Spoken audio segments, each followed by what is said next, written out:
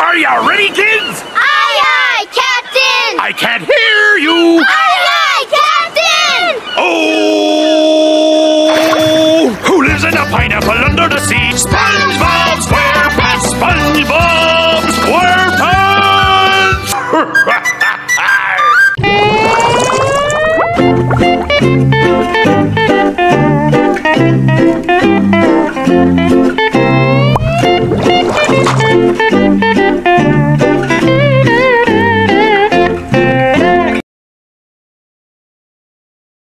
Good day, everyone. Good day, teacher! So, I am Teacher Macy, and today I will teach you how to read. So, we have here word family. So now let's proceed to add family. So, sabihin nyo nga, add. Add. So, this is Mat. add.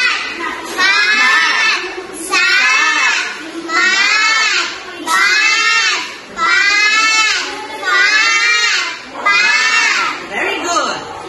So, now, let's proceed to ag family. So, sabihin nyo nga, ag.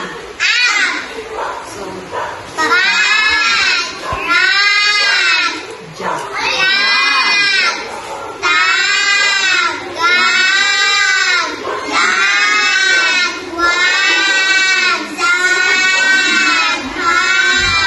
Very good. So now, let's proceed to an family. So, sabihin nyo nga, an. So,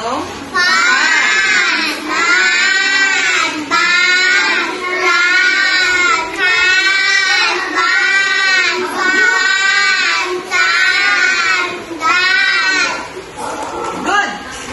Next, up family. So, up. Sabihin nyo, up.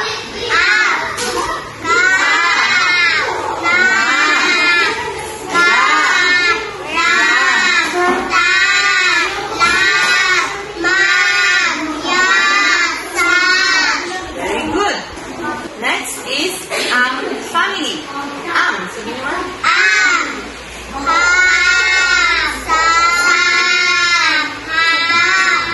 B. What is the sound of letter B? B. Plus equals Very good.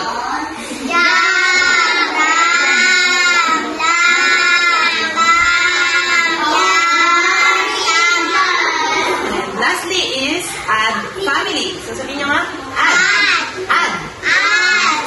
So,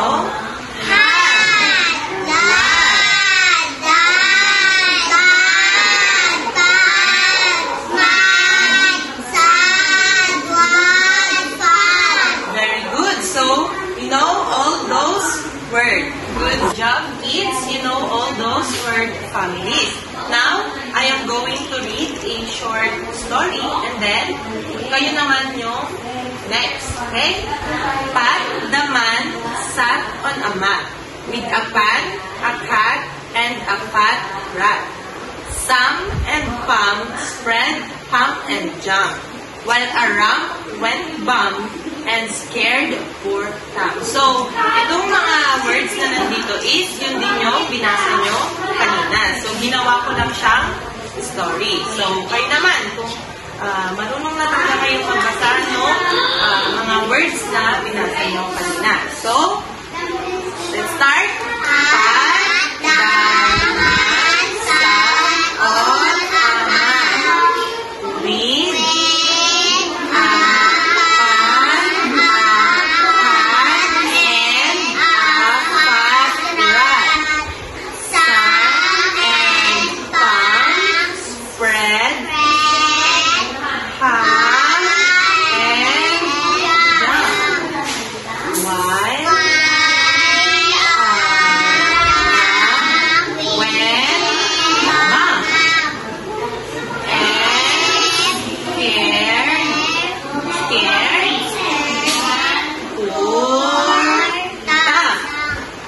very good.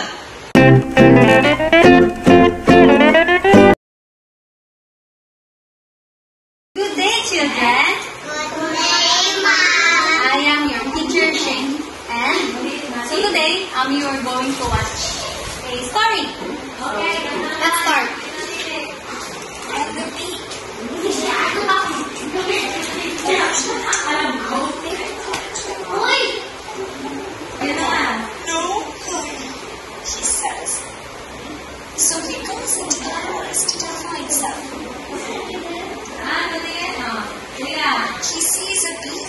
tree. He smells the honey. The honey. He sticks his paw into the beehive and a bee flies out. Hey there, go away! Says the bee. This is not your honey! Mr. Bear is annoyed. I'm a big bee, he says. But I am stronger than you two. I can do what I want. My buzz up. Mr. Bear sticks his paw into the beehive again. And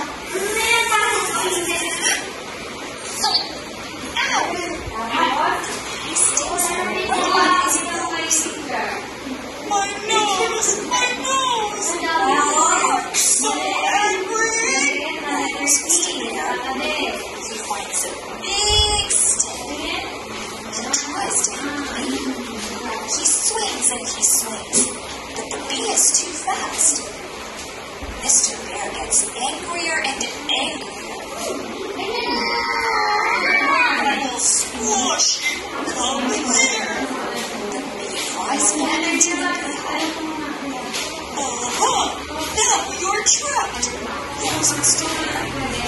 He swings the stick at the beehive. Smash! Smash! Smash!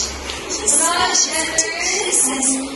Then he hears a strange sound. It gets louder and louder.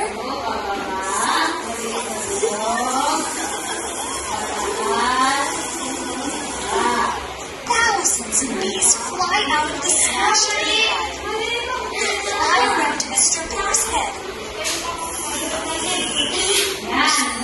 Sting him on his Sting him on his elbow. Then they chase Mr. Bear through the forest.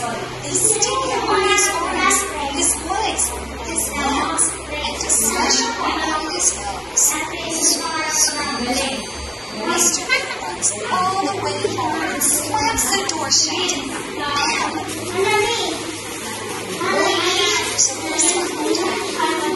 It's Mrs. Bear. You did it again, didn't you? She says. You must have taken it wrong. Yes. She says, Mrs. Bear's hands his bee stings. Here's the bee sting medicine, says Mrs. Bear. Also, we have honey in the cupboard. Sino ang mga karakter sa story? Nasaan? Ikaw saan? Very good. Saan naman naganap yung story? Yes. Ikaw. Sa? Forest. Tama. Very good. Ano naman nangyari sa story? Yes, girlie. Ikaw.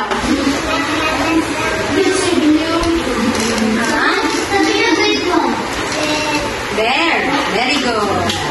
Ang moral lesson ng story ay ahat, temper, always gets you into trouble.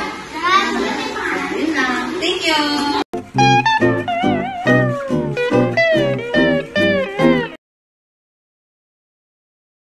Good day, students.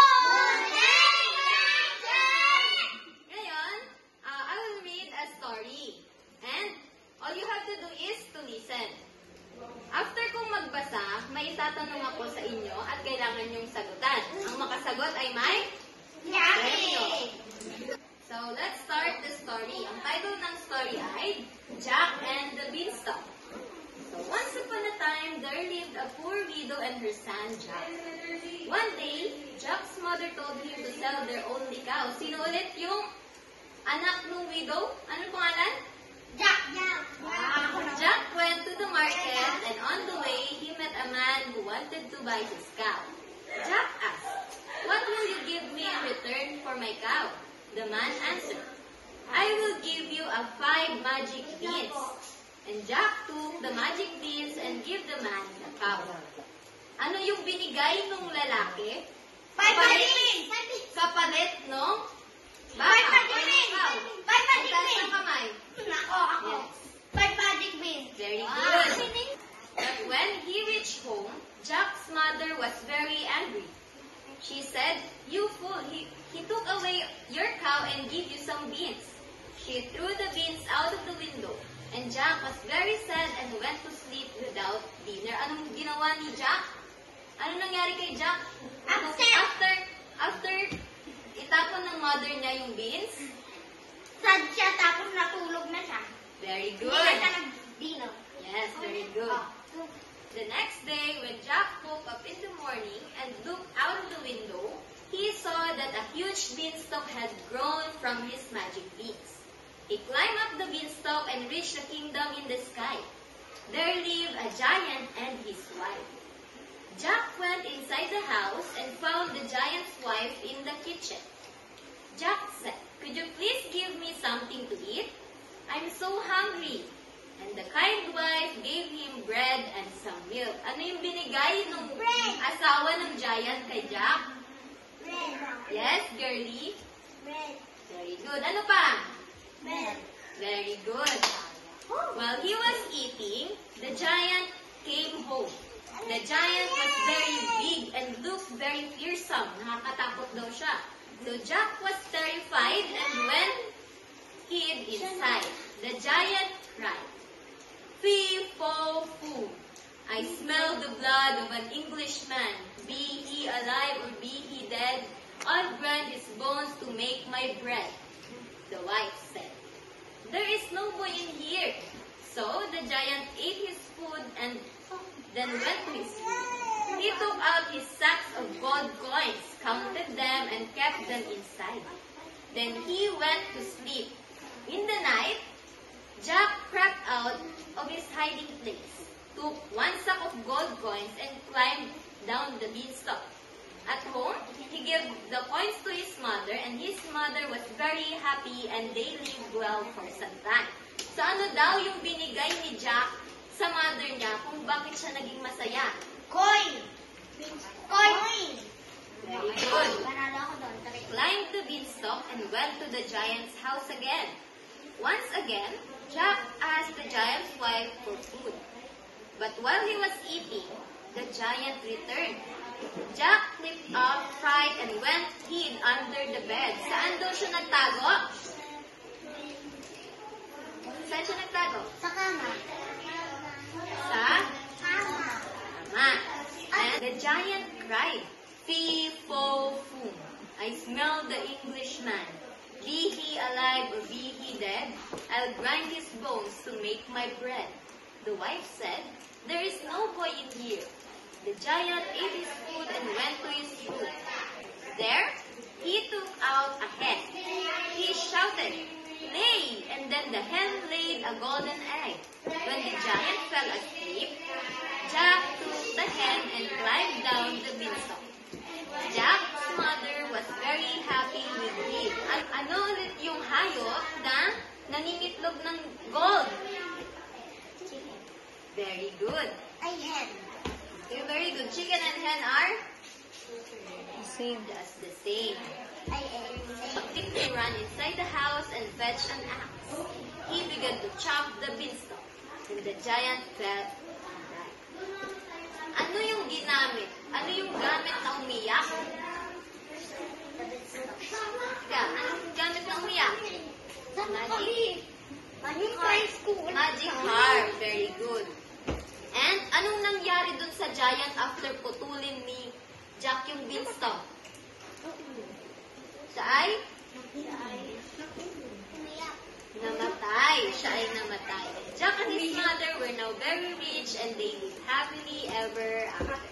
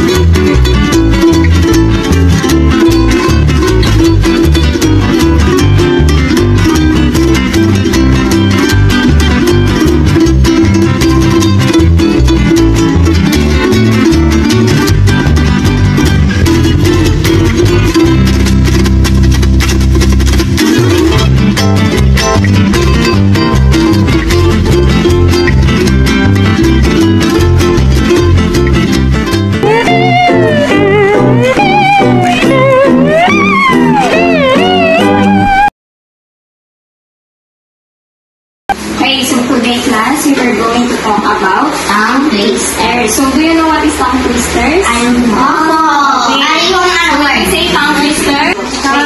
Sabay-sabay nga po kayong magbasa. Ano ang ibig sabihin ng tongue twister?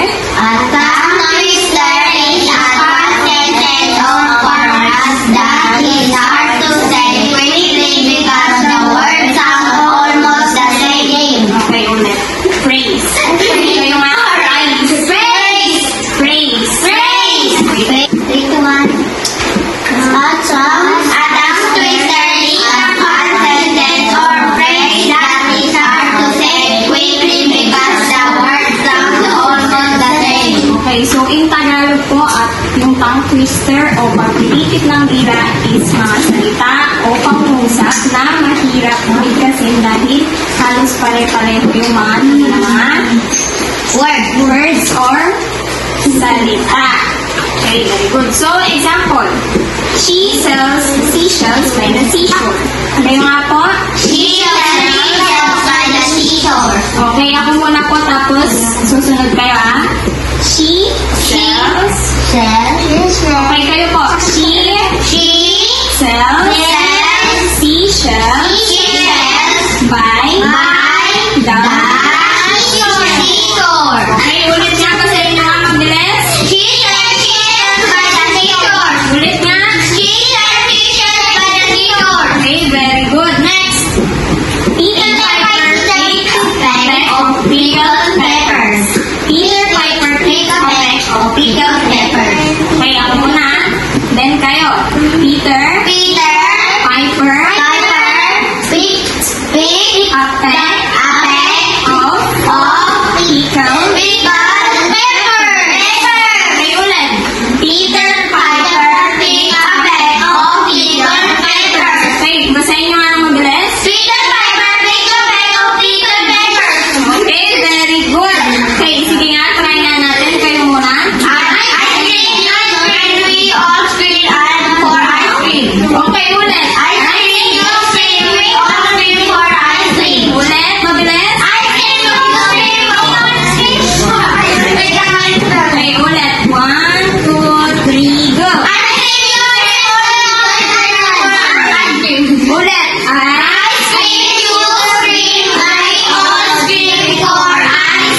Okay, very good. Okay, ako muna. Fresh fried fish, fresh fried fish, fried fresh. So, okay, kayo. Okay, try natin. Kayo. 1, 2, 3, go. Fresh fried fish, fried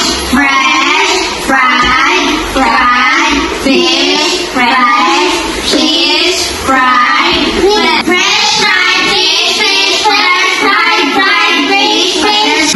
And when they battle in a puddle, it's a twiddle, beetle, puddle, battle. Okay,